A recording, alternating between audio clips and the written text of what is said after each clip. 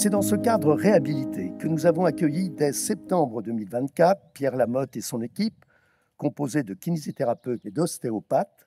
Grâce à ces travaux, depuis le mois de mai, Bailly accueille un nouveau médecin généraliste, reprenant une partie de la patientèle baillacoise en attente d'un praticien référent.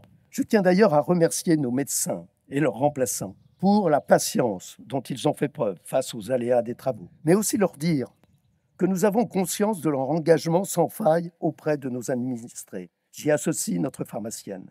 Ils offrent une vision globale de la santé de l'individu, alliant une connaissance médicale horizontale, mais aussi verticale de chaque famille. Cette réhabilitation a coûté presque 700 000 €, financée à hauteur de 73% sous forme de subventions, dont 28% par la région, dans le cadre du contrat CAR et de la lutte contre les déserts médicaux, 37% par le département via le programme Yvelines Plus et 10% d'un fonds de concours de Versailles-Grand-Parc. Nous avons besoin d'un 5e médecin pour compléter le collectif du centre médical de Bailly. Et mon équipe et moi-même donnerons toute l'énergie et la détermination qui sont les nôtres pour le trouver. C'est notre devoir en tant qu'élus.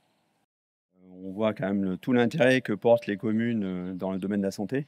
Et c'est vrai que les communes, souvent, sont un peu démunies par rapport à ces parcours de soins programmés et ou non programmés.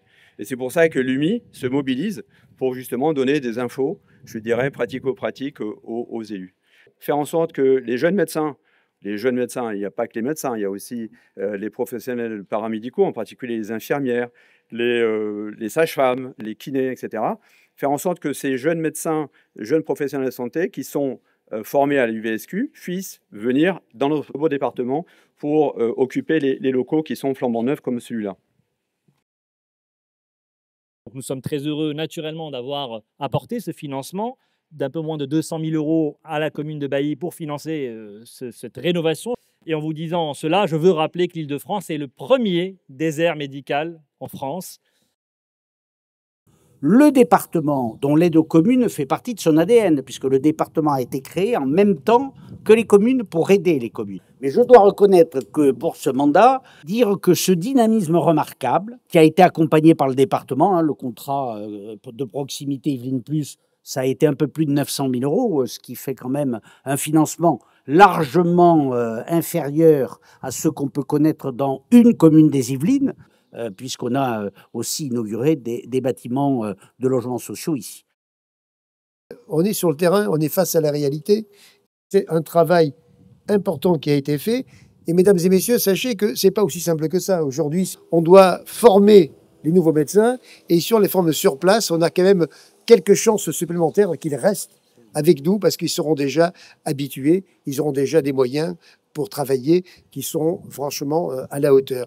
Donc aujourd'hui, moi, si je suis ici, c'est pour dire qu'il faut rendre hommage au travail des élus locaux, parce que sans volonté politique, on n'arrive à rien. Et aujourd'hui, vous avez ce bel exemple.